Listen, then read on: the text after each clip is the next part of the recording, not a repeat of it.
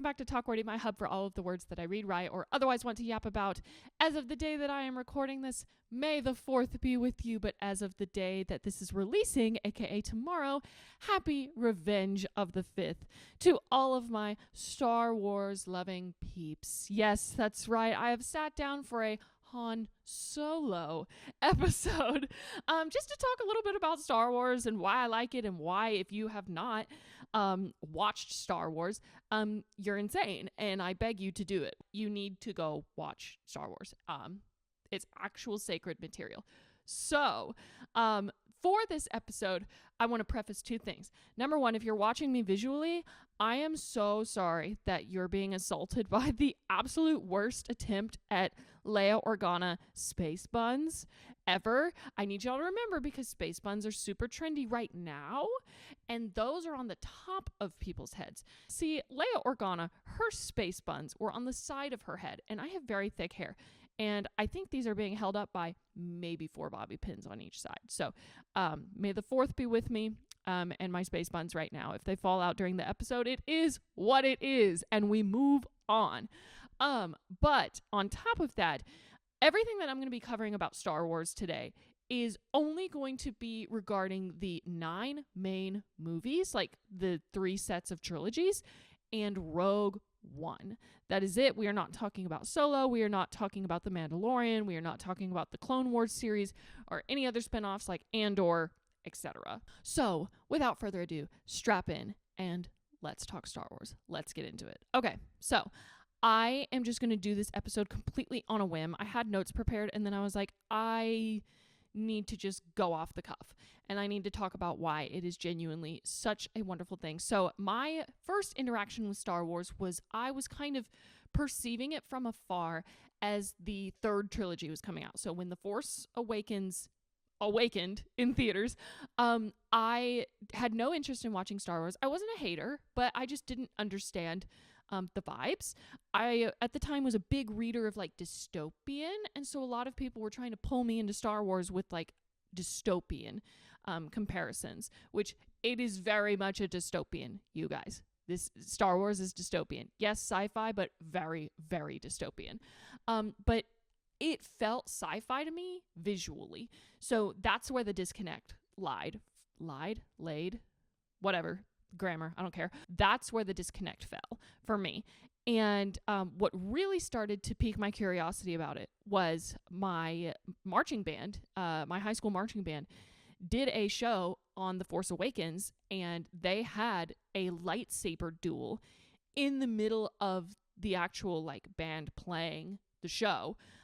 They had 2 of their members dress up as Rey and Kylo and duke it out on the field. And mind you, I had zero context about the movie. Because I wasn't in the fandom very much, I didn't understand why people were kind of dogging on the new trilogy. And Rise of Skywalker hadn't even come out yet, so there's that. But the sword fight was the first thing where I was like, ooh, a boy and a girl are fighting. I dig that, because up until then, the main focal characters of the series were always boys. And again, there's nothing wrong with boys getting to have sword fights. Like, good for them. You know, all the swashbuckling fights in Pirates of the Caribbean and all these other franchises that spotlighted boys fighting, like, great. It was entertaining. But I think because Star Wars felt sci-fi, and it is sci-fi, but also dystopian, I just never felt like it was geared towards girls fully. I was tone deaf, and that's okay. We learn from our mistakes and we repent. But I saw that fight between a boy and a girl, and I was like, oh, the girl's holding her own. I am also very intrigued by the Sith that's fighting, because he's masked. We don't know who he is. I might know his name. Let me check this out. But before I could start that movie, before I could go see Force Awakens, I had many a people in my grade be like, no, you can't just jump into Force Awakens. You have to watch the original material. And because of that, my interest slowly faded out. And by slowly, I do mean rapidly. And then I think 4 more years went by before me and two of my friends had this deal. We had a lot of time together. It was the COVID pandemic. We were bored. We were local.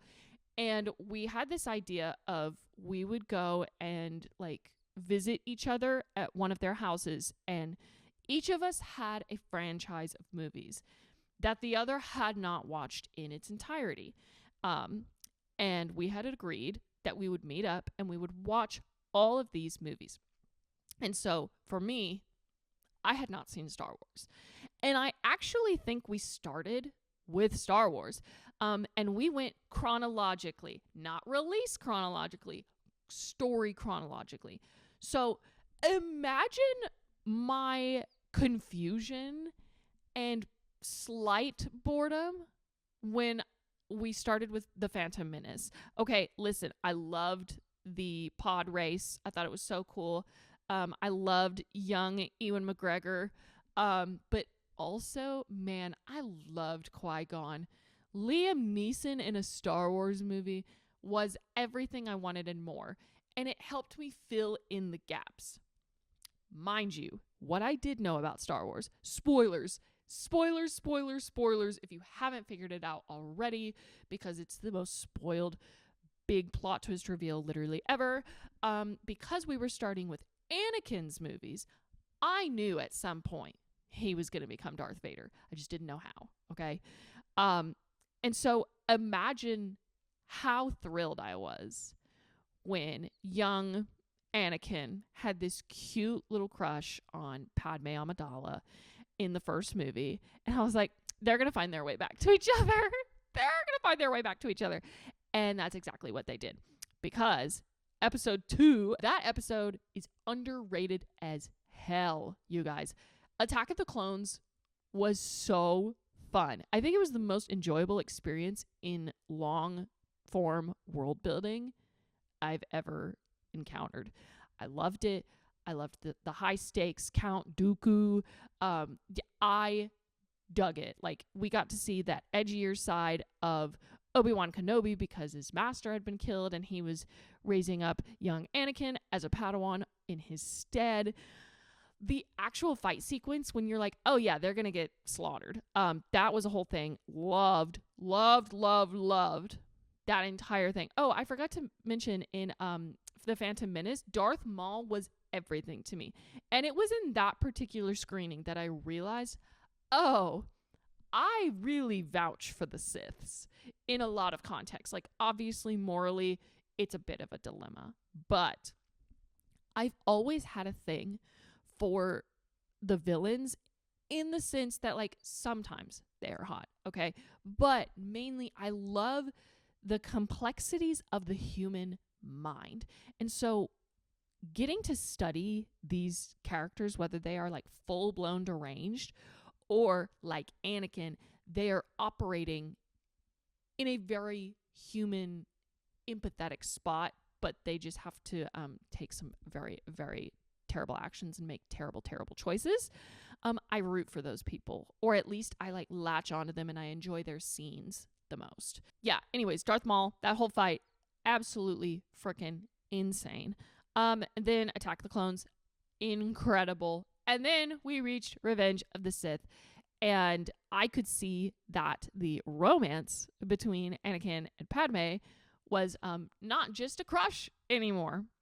I saw them kiss against that pillar and they're like sneaking around. And I was like, oh, we're cooking. We're cooking, you guys. Revenge of the Sith was everything. Everything to me. And as soon as we watched that, because the buildup had been incredible, there were so many memes. I feel like I could quote the showdown scene, like the soliloquy or the back and forth before the fight, before I had even ever seen it, because it had been on my For You page since the moment my phone registered that I had been watching Star Wars. What a time. Okay. But yeah, so we binged 9 movies, the trilogy, plus Rogue One, and we did Rogue One in the actual order that it goes before A New Hope. And I was hooked.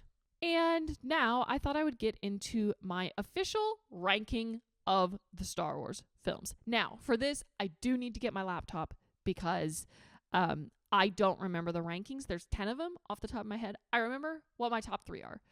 But I figured that I would go into talking about all 10 so that, I can get something in my comments saying, never let this woman rank again.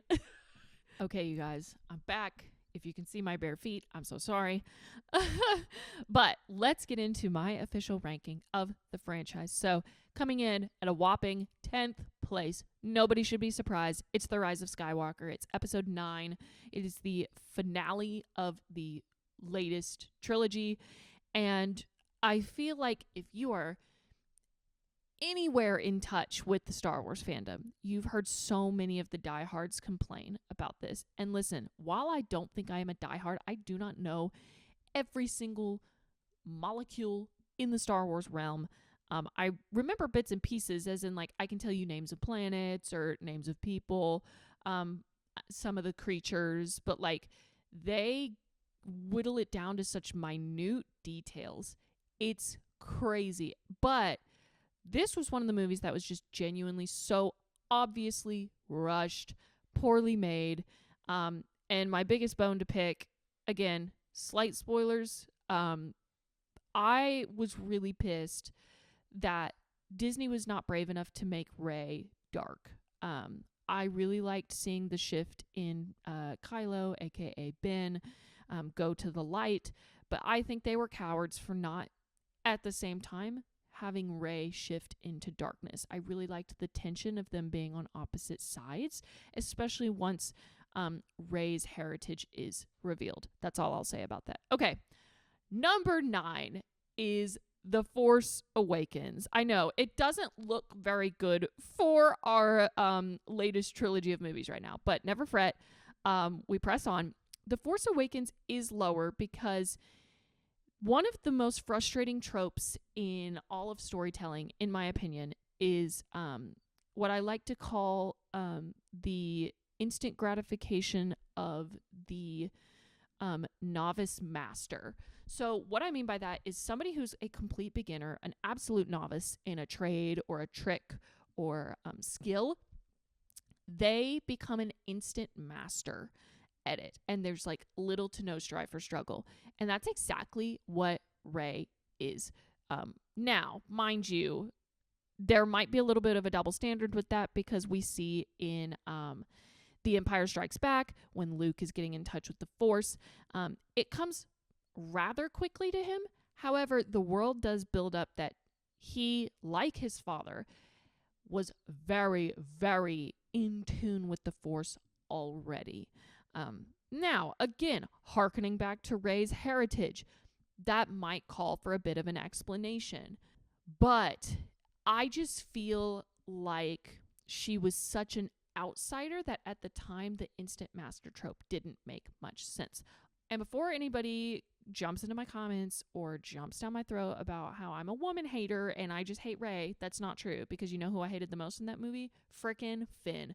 Finn was the whiniest POS character I have ever encountered in the Star Wars franchise.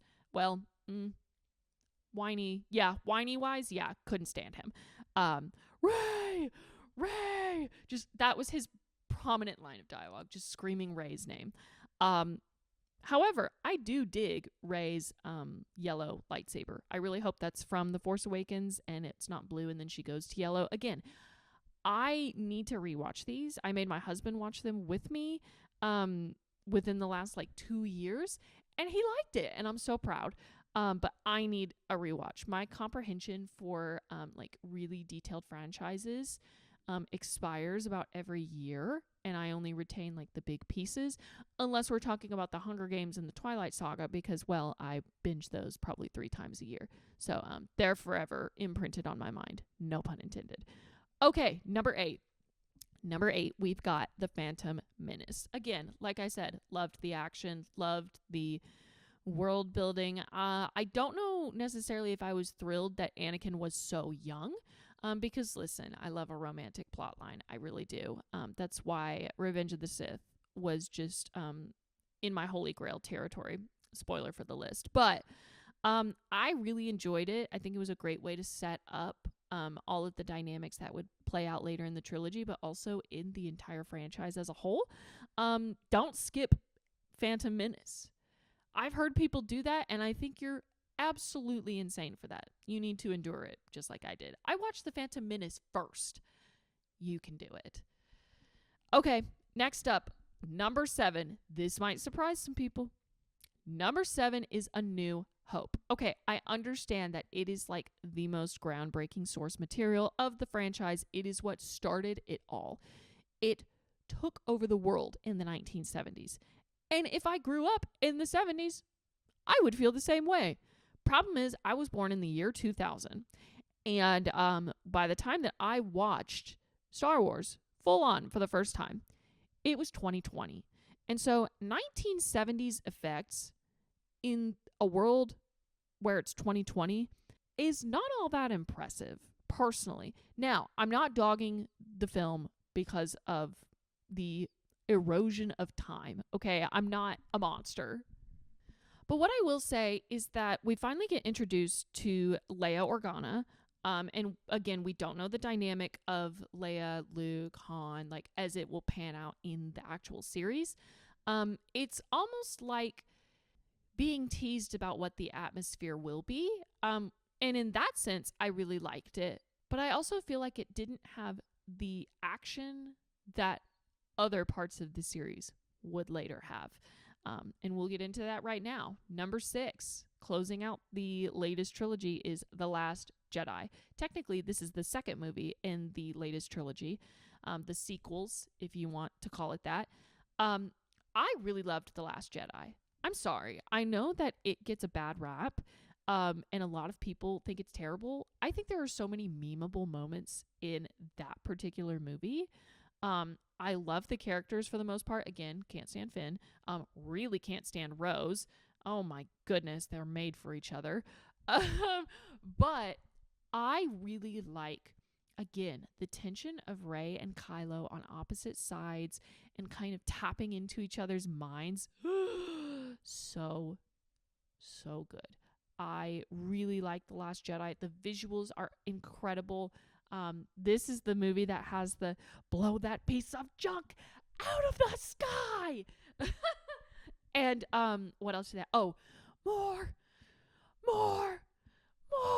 So, slight spoilers for The Last Jedi, but this also is probably my favorite of the sequels because we get the incorporation of Luke Skywalker into it. So, I feel like each of the 3 OG players have their own movie per se, or not own movie, but like own figurehead moments in each of the sequels. The Force Awakens is Han Solo, The Last Jedi is Luke Skywalker, and then I almost said The Rise of Daragon because that's my book. That's so funny. The Rise of Skywalker, that's so embarrassing.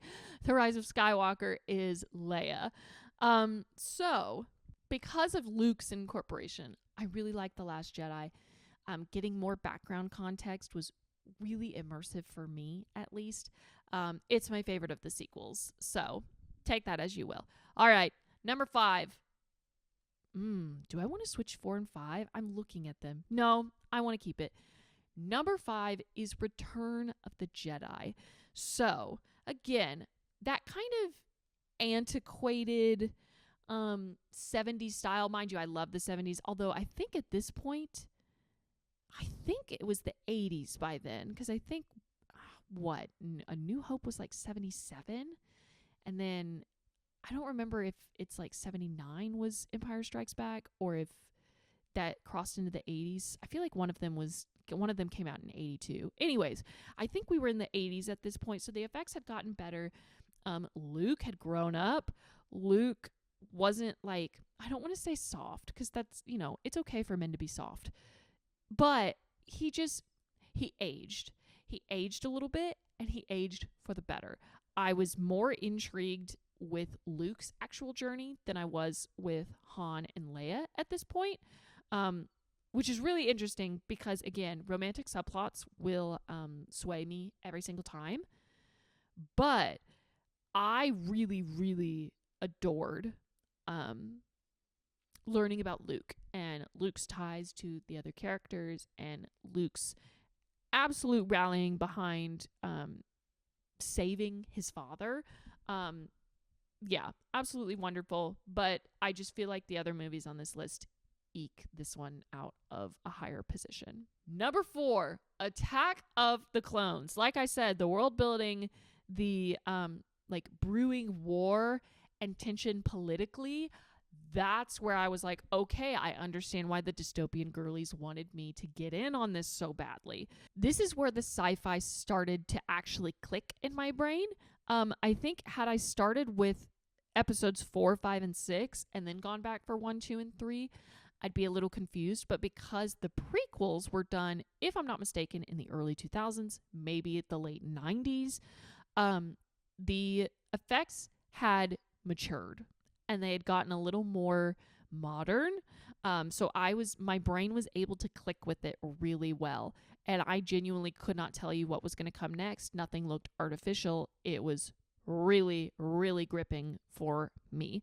And again, literally, I think my only complaint about that movie was the little rat tail braid that Anakin had. Yeah, couldn't stand that. But loved the monologue about the, I don't like sand. It's rough. Coarse. Gets everywhere. Or whatever the line is. I'm going to have to find it. Anyways, moving on. We're in our top 3. Hedge your bets now. Take your guesses. Out of the 3 that are left, which ones are going to take the first, second, and third spot? On my personal podium, number 3 is The Empire Strikes Back. Guys, like I said, I love delving into the mind of a villain and seeing just how much the Empire was on display in this movie, like the full force of the Galactic Empire. I was hooked. I was a little confused about being in, I think it was Hawk? The Snowy Realm. Hawk? I think it's Hawk. It confused me at the beginning, but it started to progress really fast. Every time Darth Vader showed up, I was literally squealing, giggling, kicking my feet. Especially being in the know about the big, plot device at play. It made me go back to New Hope and be like, oh my gosh, when Darth Vader was like restraining Leia, that's genuinely one of the few times that he got to interact with his daughter. Spoilers. I warned you at the beginning of this episode. Anyways, Empire Strikes Back was really good. I loved, oh my gosh, what is his name? Lando? I think it's Lando. I didn't even have to Google it. Holy crap. I loved Lando. I loved getting more out of Chewbacca. I loved what happened at the end with Han and the romantic exchange. If you know, you know. Because, I know. You can't see me, audio listeners, but I just winked at you. Yeah, genuinely no complaints. This was the best one out of the original trilogy. Hands down, incredible. Okay, we're in our top 2. Brace yourselves. I bet you think that Revenge of the Sith is number 1, but you're wrong! Revenge of the Sith is my second favorite. I know. So, Revenge of the Sith is God tier level. However, I am an empath. And so watching that movie is very difficult for me. Watching Anakin make the decision that he believed was right, even though it caused him to do actions and make choices that were very, very heinously wrong. Absolutely ripped me to shreds. Watching Order 66 take place will never fail to make my stomach hurt, genuinely. It's so tough, but I love the showdown, even though it ends abysmally. Watching Padme go through what she goes through from beginning to end, it is so tough. And honestly, the reason I play the empath card with this is because if you don't know, Anakin is haunted by something he sees in a dream. And because he is so in touch with the Force, he genuinely believes that it is going to transpire. And frankly, I bet it could have. Even though it transpired in a different way, but it also looked the same way that he envisioned it. It's a whole can of worms that I'm not going to open up for you guys, but I feel that so intimately because I have a very vivid imagination, and therefore a lot of times I have very, very vivid dreams in my sleep. I see people that I either encounter on a daily basis or I have seen them in the past. I haven't spoken to them for years, but they show up in such a visible, what is the word? Visible, I guess, clarity. Genuinely, sometimes they feel very, very real, and I wake up thinking, did I actually have a conversation with them? It's a whole deal. And so when he had this dream and he was like, I felt it, it's going to happen, I was like, yes, bro, prevent it. Literally go stop it, go save your woman. So yeah, I justify all of his rights and wrongs? No. But do I empathize with them? Yes, I do.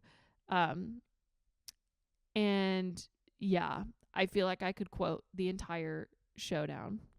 Anyways, moving on. If you're doing the math, we have gone through 9 movies and we are at my number 1, and you're probably confused because I've covered everything in all 3 of the trilogies.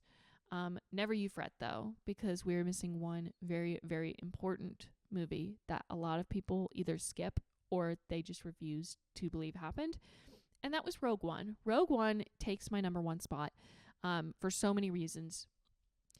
I beg of you, there's a picture of me online in a Chewbacca onesie with much better space buns than I have on right now.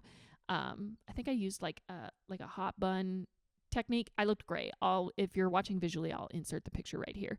I loved that movie so much. I was not watching Star Wars as it was coming out. Like when Rogue One released in theaters, I did not watch it, but I had heard so many people talk about it during that Christmas break. A lot of people, now that I'm a reader and a watcher of the films, I love to tell people that Rogue One is the Tower of Dawn of the Star Wars universe, because it came out during the sequel trilogy run, and people, I think, were a little annoyed that it interrupted the flow between, I believe it was Force Awakens and The Last Jedi. It came out and they were like, why do we need this? You need it. You do. I swear, just like Tower of Dawn. Do not skip Tower of Dawn. Do not skip Rogue One. It is so good. And let me tell you, if you are a reader of the Throne of Glass series and you were bored by what's it called? Tower of Dawn, please, for the love of God, go watch Star Wars and then don't skip Rogue One, because Rogue One will redeem your Tower of Dawn experience. I cannot stress this enough. It is so good. It is complex. The characters broke my freaking heart. I will say though, it is a much harsher ending than Tower of Dawn was. Tower of Dawn gave me hope, gave me purpose. It tied up so many loose ends, and it got me ready for the absolute cinder block of pain that was Kingdom of Ash. But let me tell you, you guys, Rogue One positionally is not with the sequels. Rogue One fits in between Revenge of the Sith and A New Hope. And I cannot stress enough, you have to watch it. I almost swore, the absolute best of the best of Daddy Darth Vader is in this movie, which is perfect because I was watching this, if it came out during the sequels, Darth Vader was not in those movies. Okay? Listen, I need to impress the importance of this upon you.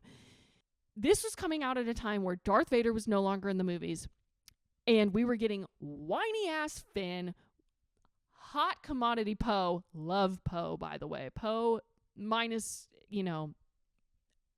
somehow this person returned in the very last movie. Anyways, you had all of this going on, and we needed a little bit of Darth Vader back in our lives. And Rogue One delivered.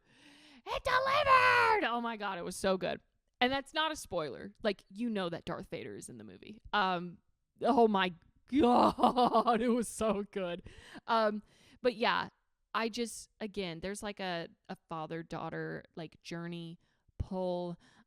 There is reluctant alliances, a band of outcasts, a little bit of a romantic subplot, but also not really. That's how you know it's a good movie.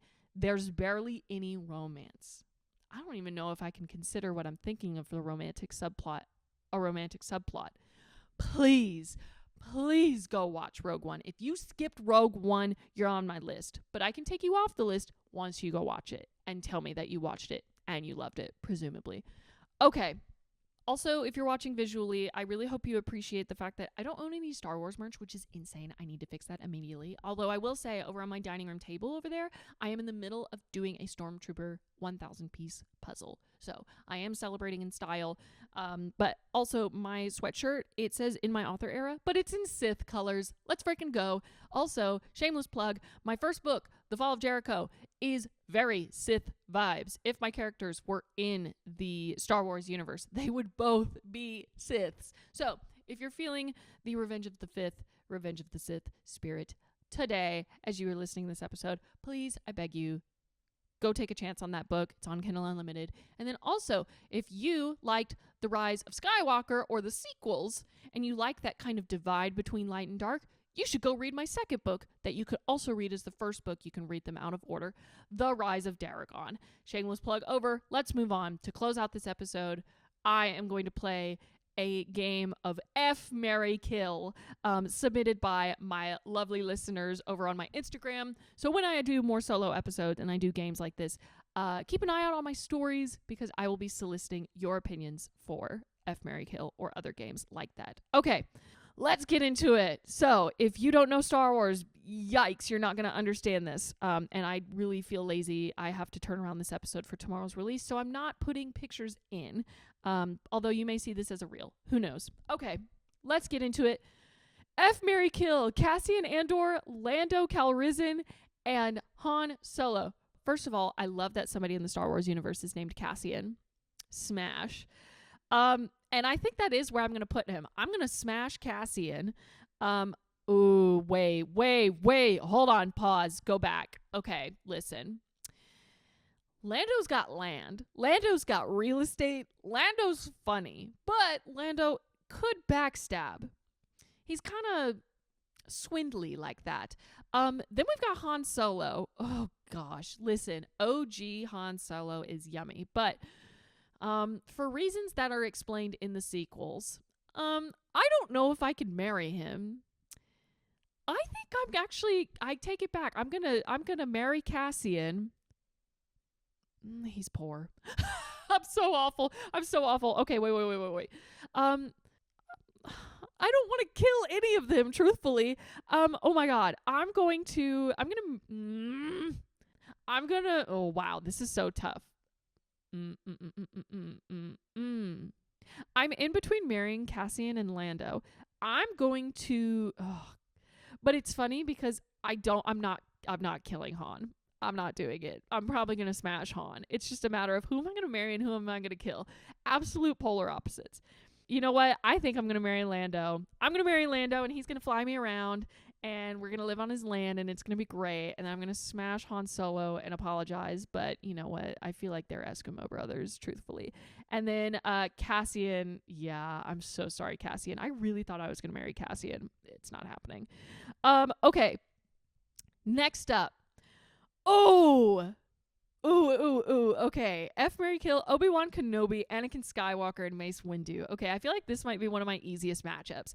I'm so sorry, Mace Windu. I'm going to murder you, and I'm going to steal your purple lightsaber because it's sick as heck. I love his purple lightsaber. He's the only one in the Star Wars universe that has a purple lightsaber. Or at least, minus some spin-offs if somebody has purple. Anyways. Oh my gosh, so am I marrying or smashing Mr. Hello There? Okay, listen. If we're talking... No, genuinely. I was going to say, if we're talking like movie interpretations versus like just their character attributes, like if I didn't see who played the characters of Anakin and Obi-Wan Kenobi, I might marry Obi-Wan Kenobi. However, I think I'm going to smash Obi-Wan because he's really dedicated to the Jedi Order, and I know that he wouldn't leave it for me, but you know who would? Anakin mother Skywalker. He would. He did. Well, he didn't leave the Jedi Order, but he like worked around it. Yeah, I'm going to marry Anakin. And when he ultimately turns to protect me, I'm going to think it's hot. It's yeah, that's my order. I'm going to smash Obi-Wan, marry Anakin, and kill Mace Windu so I can keep his lightsaber. Okay. F, marry, kill. We're getting into the ladies. F, marry, kill, Padme Amidala, Princess Leia, and Jyn Erso. Okay, if you don't know who Jyn Erso is, she is the lead character in Rogue One. And I love her. I love her so much. Yeah, I'm looking at this picture of Leia, and her space buns are like, first of all, massive. Second of all, flat. Like, if you're looking at me visually, her space buns go to like right here.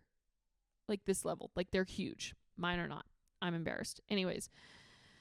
And if we're going with Leia on any of these, I just want you to know this is OG trilogy Leia. This is not sequels Leia, because that's just wrong. I'm going to say, hot take, you guys. I'm going to kill Padme. And here's why. You cannot compete with Jyn Erso and Princess Leia. I think I'm going to smash Leia and I'm going to marry Jyn. That's a hot take, and I'm not going to expand any further on it. Okay. F, marry, kill. The fact that Finn is even in this lineup, he's dead. I don't care who else is next. Poe and Rey. Ooh, okay. Well, I'm marrying Poe. I need Poe on retainer immediately. Poe is everything to me. Finn can rot. Finn can absolutely rot. Take Rose with you. And then I'll hit Rey. She cool. She bad. Oh, now we're getting into it. Okay, you guys. F, marry, kill, Darth Maul, Kylo Ren, and Darth Vader. Listen. I feel like this is self-explanatory. I really think it is. But y'all are going to judge me for it, and that's okay. I'm going to kill Darth Vader. I know. Listen, marrying Anakin and killing Darth Vader, it doesn't make sense. I can't have my cake and eat it too. But you know what? This is a fictional game, so yes, I can. And here's why. I have to smash Darth Maul. I have to. He's got a double-sided lightsaber. He's got horns. He has an actual face that's not covered, okay? And I don't know if you watched the same Phantom Menace that I did. Dude's got moves, okay? And then, of course, no surprise to anyone on planet Earth, I'm going to marry Kylo Ren. I'm going to do it. Considering how many romance books came out of Kylo Ren fan fiction, you should all understand, clear as day, why I'm going to marry Kylo Ren. This right here feels illegal, okay? F, marry, kill, C-3PO, R2-D2, and BB-8. The answer is just no. Let me think of a different way to do this, because none of them are actually human. Let's think about, who would I recycle? That's death. Who would I rehome? Like give to somebody else so that they can have them. And who would I keep? That's much better. I'm gonna recycle C-3PO. Homeboy's annoying AF. Bad. Cannot stand him. Although I say that, but there's plenty of other characters that I can't stand even more than him. He's bumbly. I know he knows 6 million languages or something like that. Dude cannot read the room at all. I'm going to keep R2-D2. Homeboy saved so many people across so many different universes and planets from so much BS. I'm keeping R2-D2. He'd be a loyal friend. And then I'm going to rehome BB-8. I would love to keep BB-8. BB-8 is absolutely adorable. He is like the droid equivalent of like a really cute orange cat, I feel like. I love BB-8, but I'm sorry, he can't be the OG R2-D2. Okay, this next matchup is quite appalling. We've got I can't say its name. Maz Kanata, Chewbacca, and Yoda. I think this is where we stop. Okay, listen, I don't want to go on public record and be like, yeah, I'm going to smash one of these non-human characters. And I understand that that's an easy answer for some of y'all. Some of y'all could be like, oh, bam, bam, bam. I think this is where I stop. This is genuinely where I stop. Oh, because it gets worse. Because then another matchup on my list is Watto, Jar Jar Binks, and Jabba the Hutt. First of all, you will not catch me touching Jabba the Hutt with a 39.5-foot pole. Also, best believe that if I had any weapon, especially some kind of machine gun, that thing is pointed immediately at Jar Jar Binks. Like I told you, some people don't like C-3PO because he can be annoying. Jar Jar Binks is at the top of my hit list, truly. I cannot stand him. Misa hates to see Jar Jar on my screen. I hate him. I hate him so much. You guys, thank you so much for tuning into this absolute batshit episode. Yeah, I swore. I told myself I wasn't going to swear, but I did. This was an insane episode. I probably yapped for way too long, but I love Star Wars. I really encourage you, if you've never seen Star Wars, please go watch it. It is so fun. And if you're local to me or you're a friend of mine, come watch it at my house. I'll watch it with you. Major shout out to the fact that my space buns actually held. Absolutely unbelievable work. I cannot believe it. Literally by the grace of God, they are still on the sides of my head right now. Thank you so much for tuning in. That's all I have for you guys. Make sure to go follow the podcast on Instagram and TikTok at TalkWordyPod, and I will see you in the next one. Bye, you guys.